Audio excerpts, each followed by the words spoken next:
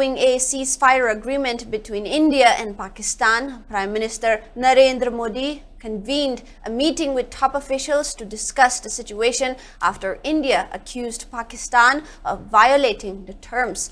The meeting addressed concerns arising from recent terror attacks in Jammu and Kashmir, India's retaliatory operation targeting terror facilities, and subsequent drone attacks by Pakistan, which heightened fears of escalating conflict. Prime Minister Narendra Modi held a meeting with Defense Minister Rajnath Singh, External Affairs Minister S. Jaishankar, and Tri-Services Chiefs at his residence.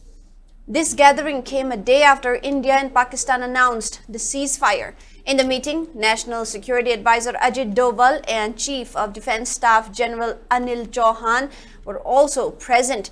A day earlier, both the countries reached an agreement for ceasefire, but after a few hours, India accused Pakistan of violating the terms of the understanding on Saturday night and asked it to take appropriate steps to address these violations and deal with the situation with seriousness and responsibility.